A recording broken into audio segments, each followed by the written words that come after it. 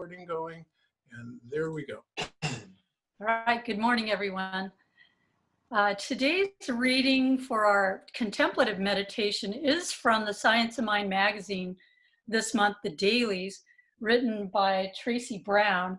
And this was her inclusion and action, which was August 1st. And the bottom of her writing is a little bit like an affirmation, but it's so appropriate this morning. So just allow yourself to just hang out and relax into your seat there.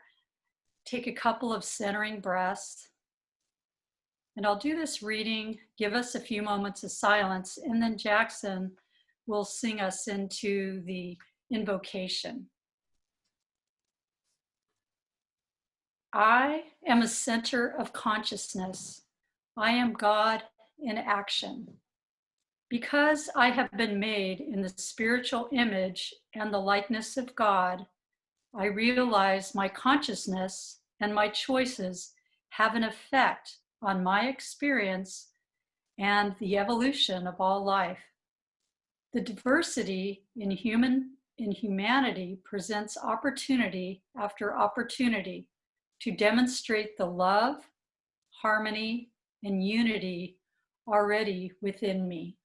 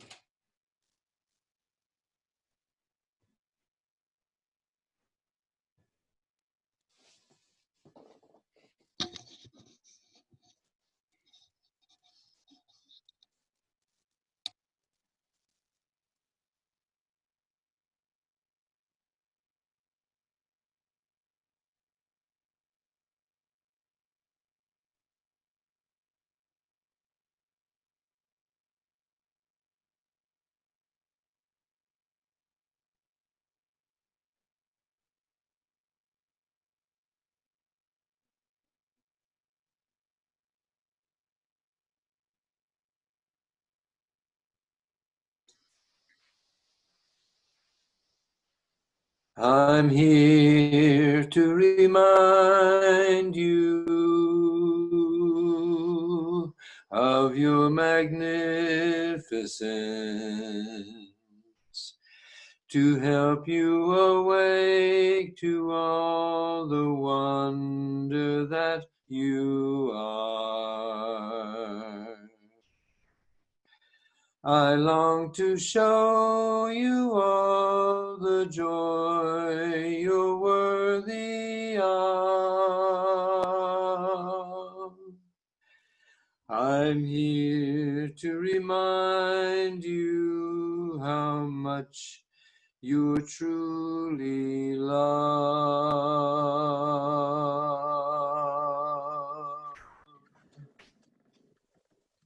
And I know that we are truly loved, that we are the love, the harmony, and the unity of spirit in embodiment. I know that the peace and the joy of the universe surrounds us. And as we come together this morning as a spiritual community, I know that the words that are spoken by Reverend Angelica will be the right and perfect words that we all need to hear. I know this coming together of this beautiful energy allows it to increase and grow within each and every one of us. And I know that the world benefits from these gatherings as this energy moves out and flows out into the universe. And I let the spiritual message of the day unfold in its right and perfect way. And so it is. I long to show you all the joy you're worthy of. I'm here to remind you how much you're truly loved.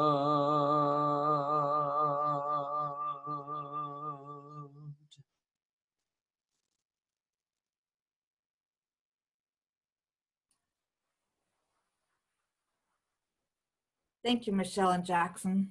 Perfect way to start out today. So this morning's message is better together. And we're still in this theme of inclusion and action. And here is a question for you. With all that is going on in our world, how do we build the beloved community in our hearts, in our minds, and in our spaces? And the only real answer I could come up with was we remember all there is God. All there is God. I think that with all the stuff that is going on, it's really important to let go perhaps of the idea that there's them and us, or to let go of the idea that there's good and evil, or there's bad people and there's good people, to let go of all those dichotomies and just look out from a place within us that remembers all there is God. So I have, first of all, I wanted to remind us that inclusion is the basis of absolutely everything there is. So if there's only one God, one mind, one spirit, one power, then when we embody ourselves in our thoughts selfishly, we're separating ourselves. Now, we can't ever really separate ourselves, but we try, it seems like. We separate ourselves from what we think is our good. So this might be a really subtle thing, and perhaps that this is the reason for so much trouble. That idea that I'm consciously separating myself from my good, or unconsciously rather. So there's three ideas today that I want to bring up. One is this idea of evolution is inclusive. So the process of creation unfolding and embodying itself in its creation is expressed through each one of us, and it's expressed through the interactions of creation upon itself. So every expression, and we're all expressions, and so are our pets, and so are our plants, and so is the chair we're sitting on. Everything is an expression of the divine. Every expression is necessary. Every expression is inseparable from the whole. Looking at different things today, or the other day, and I noticed that I remembered that indigenous wisdom keepers speak of the Creator's original instructions for humans to get along with each other. Brain scientists tell us that the human brain evolved. My computer is saying my connection is unstable. It better not go out. Anyway, brain scientists tell us the human brain evolved to reward cooperation, service, and compassion, suggesting that the creative process of evolution has programmed these original instructions into our brains and our DNA. And so caring relationships are the foundation of healthy families. One of the things that I wanted to mention to you is that I spoke with Everett yesterday. I spoke with both Ruth and Everett told me that he was almost overwhelmed by the cards and the notes and the pictures and things that he's gotten from our community, and it reinforced his faith that he was in the right one. So one of the things about all faiths is that there is something called the golden rule. And I wanted us to look at this for a moment. I have to move my picture here. So in Buddhism, for instance, it says, hurt not others with that which pains yourself. In Christianity, It's do unto others as you would have them do unto you. In Hinduism, it's treat others as you yourself would be treated. In Islam, do unto all men as you would wish to have done unto you. In Judaism, what you yourself hate, do to no one. Native American, live in harmony, for we are all related. And in the sacred earth traditions, do as you will as long as you harm no one. So, and these are just a few of the ones. There were other ones I found online yesterday that were, had even more faith in what they said. So this is a common rule. And I think this is something that we learned as children, this golden rule. And so to me, it's like a guide to appropriate behavior more than mechanistic rules are. If we do this, if we do unto others as we would want them to do to us, right? If we allowed ourselves to follow the golden rule, there would be a lot less stress in our world, in our communities, our countries. If we cared, if we were compassionate, if we were kind, if we let ourselves come from that place instead of the instantaneous need to defend ourselves, then we would really realize that evolution is inclusive. The second point this morning is that everything is stronger together. I have seen some of these cables that are used on ships, big ships, and I had no idea what they were made of. And I looked it up today to see what is something really strong, what does this idea of stronger together mean? And I came up with this picture and I thought, oh, I got to check this out. So what I found out is that wire rope begins with a single steel wire that's anywhere from 0.6 to 8 millimeters in diameter. The first step is to wind several of these small wires together in a strand. The numbers of wires per strand depends on the job the rope will perform. Different applications require different degrees of flexibility and strength. So in this particular picture of wire, and you could see all of its little wires that are twisted. All of these little wires are twisted. Every single circle there is twisted wires that are then twisted again and twisted again until you have this cable. This cable can do 103,000 pounds because of working together. All those wires work together.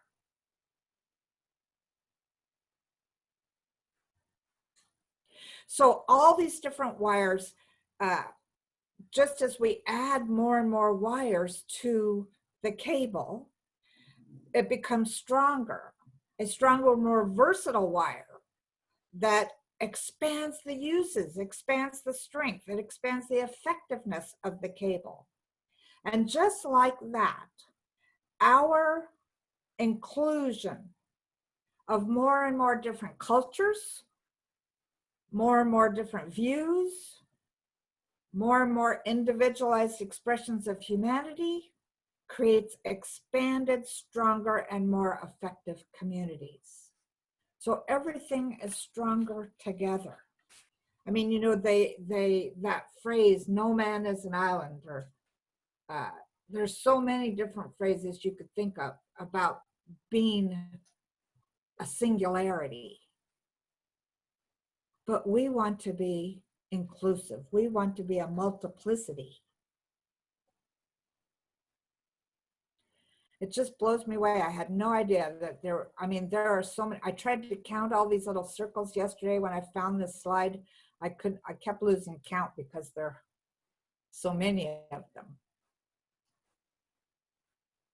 My third focus today is that we're God's tapestry. Don't read that poem yet, that's on the side. So a physical tapestry is made by weaving horizontal threads over and over and under and under, over and under and over vertical threads, then squishing those horizontal threads down so they're really close together, thus completely hiding the vertical threads from view. So spiritually speaking, those vertical threads are always there. You can't get rid of them and still have this tapestry. And if one person was missing, we're the ones that are under and over those vertical threads. And if one thread is missing, there becomes a hole in the tapestry. So we're one part of a great big energy organism, expressing and experiencing itself all the time. The dangers of cats and Zoom. So we're expressing and it's expressing and experiencing itself through us and the seen and the unseen. A tapestry, spiritually speaking, is an intricate illusion of varying vibrations. The lower vibrations are easy to see and form, and the higher vibrations remain unseen. So it's possible to unravel a physical tapestry, but it is impossible to ravel the tapestry of the divine. All energy is commingled like water in the ocean. Impossible to determine where one drop ends because there is no true separation of individualized expressions of energy. Even though we look, like if you're looking at all the people online, that looks like we're all unique individual people. And we are unique and individual. But at the core of us, we're all one. And I found this beautiful poem by Michele Kamprath that it's called Fear. But I think that one of the things that keeps us from remembering how strong we are together, how we're intertwined like this tapestry, how inclusion is, evolution is inclusive. Something that keeps us from feeling it and really knowing this to a deeper degree is fear. It's like part of us is afraid of losing our uniqueness, our individuality. And yet the truth of us is that we will get along so much better. We will experience life so much better if we surrender to this idea that all there is God. And we start living it. You know, I've said this before, when Jesus said, if you've seen me, you've seen the Father, we can say that as well. If you've seen me, you've seen the divine. If you look at your fingers, they're divine energy. You look at your body or your reflection or the things around you, it's all divine energy. There isn't anything but divine energy here. And it's fear that's keeping us afraid of it. So here is this poem by Michele Kamprath.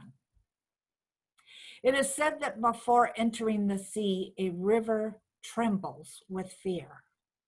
She looks back at the path she has traveled from the peaks of the mountains, the long winding road crossing forests and villages. And in front of her, she sees an ocean so vast that to enter there seems nothing more than to disappear forever. But there's no other way. The river cannot go back. Nobody can go back. To go back is impossible in existence. The river needs to take the risk of entering the ocean because only then will fear disappear, because that's where the river will know that it's not about disappearing into the ocean, but of becoming the ocean.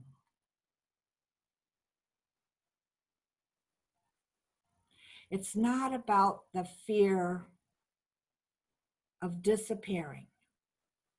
It's about becoming.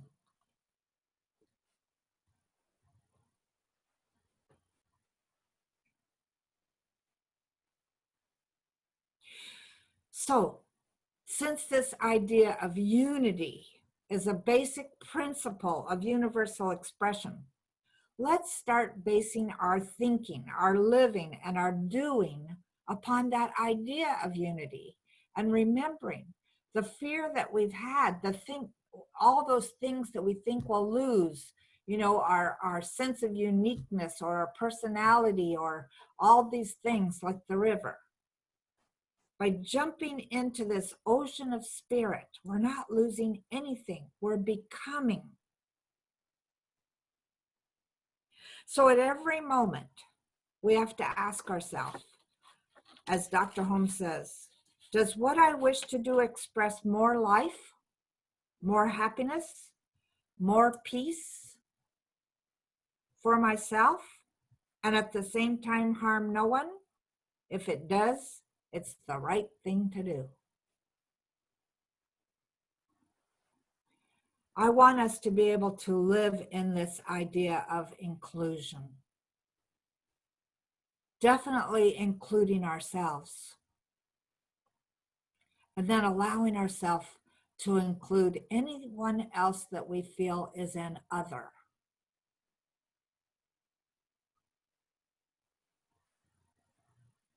As Michele Kamprath said in this poem, the river cannot go back. To go back is impossible in existence. We're on the threshold of something magnificent. And regardless of whether it looks like it or not, that's the truth. And this something magnificent to me is finally allowing myself to say, this too is God. And everything I see out there is God.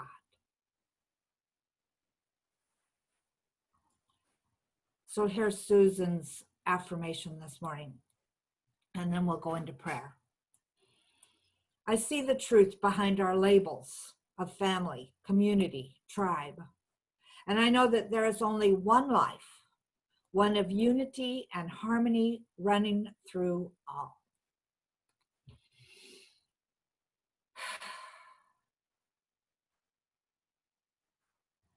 So as we allow ourselves to go into that presence, that space that we always are in, but allow ourselves to consciously be aware of it. I know for each one of us that we begin to feel that this oneness is home. It is that place where we are the beloved in whom God is well pleased.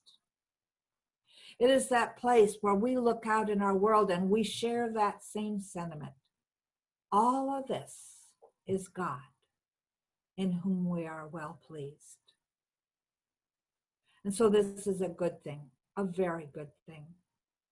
And I know that this comes down to the unique, individualized expression of us in our relationships. We begin to see all of them as God to God, spirit to spirit. In our health, as we remember that 30 trillion cells in our bodies are supporting us, are honoring our every thought. So I know for each one of us that we realize that using the consciousness of the divine, we're living according to a blueprint of perfect health. And all of the cells in our bodies, 30 trillion of them, are saying, yes, my darling. I know that this same realization of oneness and inclusivity comes to us in the way we share our gifts with our world. Whether we're retired and doing art classes, whether we're working at a job still, no matter what it is, the way we present ourselves for service in our world is one where the whole universe says yes. And we step out and do even more. Because the universe, we are the universe in form. And the universe is about love and compassion and kindness. And so how delightful it feels to be able to share ourselves in this way. And I know that this also works in our financial life, that the whole universe supports us in living in every way possible. As we more fully embody this idea that who we are is magnificent, who we are is love itself, who we are is the divine energy of the universe, then the whole universe supports us in knowing that truth with more of everything, including money. So we celebrate all of this.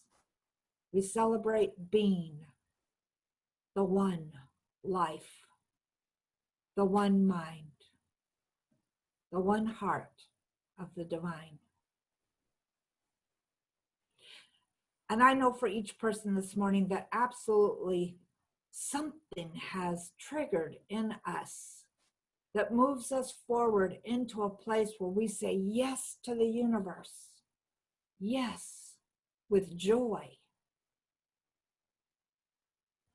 And we get in response all the good that we could possibly imagine, because the universe says yes back.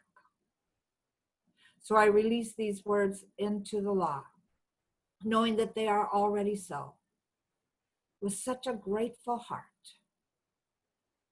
And so it is.